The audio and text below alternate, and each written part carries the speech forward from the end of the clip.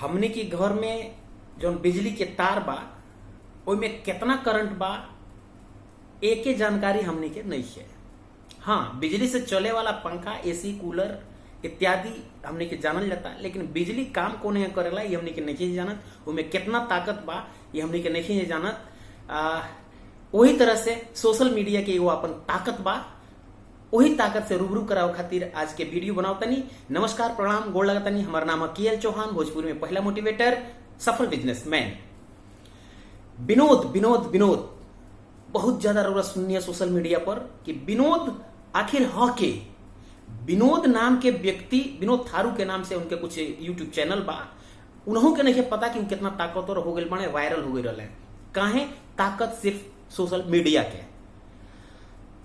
सड़क 2 एगो फिल्म आवता, ओइ पर लगभग 7.5 मिलियन लोग डिसलाइक कैले बा। ओकरे विषय में ना जाइए कि काहे कैले बा, लेकिन वो फिल्म के प्रचार हो गई बदनामे सही, सोशल मीडिया के ताकत। और एक बात हम कहल चाहता नहीं कि जितना भी लोग हमरे भोजपुरी समाज से जुड़ल बा, अपना गांव से के कोनो समस्या से अगर ग्रसित बनी, ग्राम प्रधान राउर आवास नहीं खन दे, ग्राम प्रधान राउर घर में वृद्धा पेंशन, विधवा पेंशन नहीं खन बनावत, ग्राम प्रधान राउर मनरेगा में जॉब नहीं खन दे, या राउर कोनो तरह के राशन कार्ड में गड़बड़ी बा, या रौरे गांव में बिजली की समस्या बा, इस सब से भी रौरा निजात पा सके नहीं सोशल मीडिया के माध्यम से।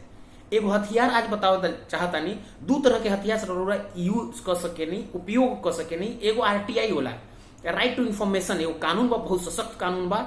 रौरा अपने ग्राम प्रधान, अपने सेक्रेटरी, अपने BDO, अपने ADO, अपने DM, अपने SDM, अपने थानेदार, केहू के भी खिलाफ RTI के प्रयोग कर सके नहीं कि हमार हई काम काहे ना भइल, हमरे गांव में ट्रांसफार्मर जल गइल बा तो कहिए ले लागी, या इत्यादि इत्यादि। ग्राम प्रधान से रौरा RTI के माध्यम से पूछ सके नहीं कि हमरे गांव में जितना पैसा आयल वो पैसा कहाँ कहाँ खर्च भइल बा, कौन कौन मद में भइल बा, पूछ सके नहीं।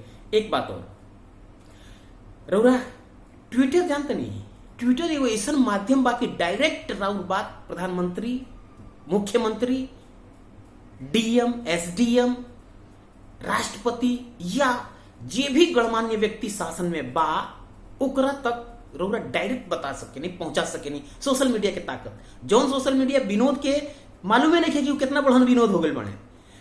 सड़क 2 सोशल मीडिया के माध्यम से बहुत ज्यादा प्रचार प्रसार हो गई बा। आवे वाला जो समय बा सारा के सारा कैंपेनिंग, चुनाव के कैंपेनिंग भी बहुत बड़न नेता लोग सोशल मीडिया से करता। तो रौरा काहे ये ताकत से अनभिज्ञ बनी? तो सोशल मीडिया के यूज करी। रौरा अगर ग्राम प्रधान रौर से 10,000 20,000 रुपये इंदिरा आवास खातिर मांगता है तो ट्विटर पर अकाउंट बनाई, और उनके बाद अगर रौरा रिकॉर्ड कब भइल बानी या नहीं रिकॉर्ड के लिए तो रिकॉर्ड करी, और ओकरा के अपने DM के लगे पहुंचाई, अपने थानेदार के लगे पहुंचाई, अपने SDM के लगे पहुंचाई, अपने मुख्यमंत्री के भी रौरा ट्वीट कर सके नहीं, और वो वीडियो बहुत ज्यादा काम करी। सोशल मीडिया के पूरा प्रयोग करी। सोशल मीडिया में बहुत ताकत बा।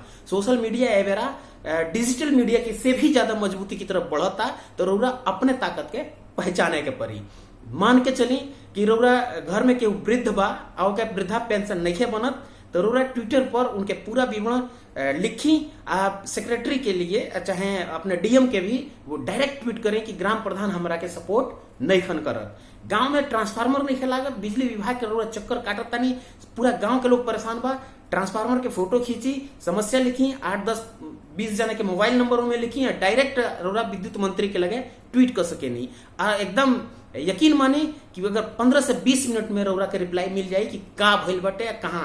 रौरा गांव में अगर पानी की समस्या हो, पानी के निकासी नहीं हो, नाली के निकासी नहीं हो, गांव के सफाई कर्मचारी काम नहीं करत, तो रौरा ओहू के ट्वीट कर सके नहीं। यकीन मानी रौरा कह के देखिए 10 मिनट के अंदर रौरा समस्या के समाधान होके के प्रक्रिया चालू हो जाई। तुरंत संबंधित विभाग से रौरा लगे फोन आई, रौरा गांव में बाढ़ आ गई बा आ ओइजा कोनो प्रकार के प्रशासन नहीं लौकत, ओहू के रौरा ट्वीट कर सके नहीं। सोशल मीडिया में इतना ताकत बा कि रौरा 10 से 15-20 मिनट में, आधा घंटा में रिस्पांस आई, फोन आई संबंधित अधिकारी के।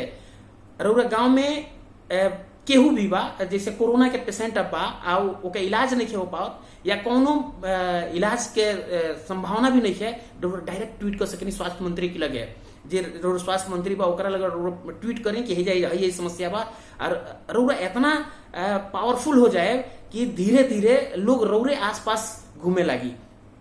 ये मान के चलें कि जैसे इंसेफ्लाइटिस जो दिमागी बुखार रहे गोरखपुर के आसपास के एरिया में रहे, उनमें सोशल मीडिया के कैंपेनिंग के द्वारा बहुत ज्यादा काबू पा लियल गई। डिजिटल प्लेटफॉर्म पर भी जाकर के लोग पर बहुत ज्यादा काम कैल, प्रिंट मीडिया में भी जाकर के लोग पर बहुत काम कैल।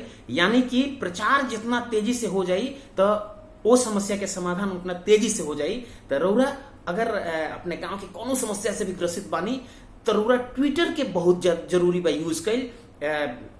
जाकर के रौरा प्ले स्टोर से ट्विटर डाउनलोड करी और ऊपर एगो बहुत छोट प्रक्रिया बाटे, ऊपर रौरा अपना आईडी बनाई और डायरेक्ट अपन बात, अपने गांव के समस्या, अपने परिवार के समस्या, अपने जिला के, अपने क्षेत्र के समस्या संबंधित विभाग में रौरा भेज सकेनी और तत्काल कार्यवाही हुई। यहाँ तक कि रौरा ट्रेन में बानी, राउर केहू करीबी राउर रिश्तेदार राउर परिवार के लोग अगर ट्रेन में जाता और अगर तबियत खराब हो जाता, ट्रेन में फोन आता कि तबियत खराब हो गई बा, तो रौरा डायरेक्ट रेल मंत्री के ट्वीट अगर करता नहीं तो अगला स्टेशन पर डॉक्टर मिल जाले।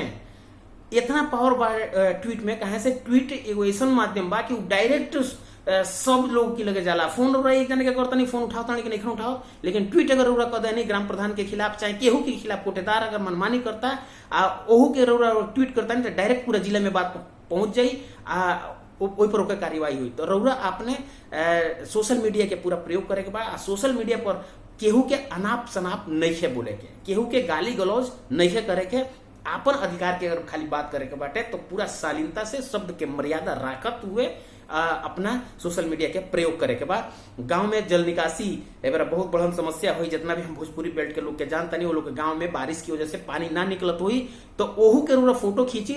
अगर रोड टूट गए ओहू के फोटो खींची। अगर कोनो पेड़ रास्ता पर गिर जाला महीनन रहेला के उठावेला ना रहेला ओहू के रौरा फोटो खींची आ जा करके अपना सोशल मीडिया के माध्यम से अपने जौन भी दिक्कत बा ओकरा के समाधान कर सकेनी।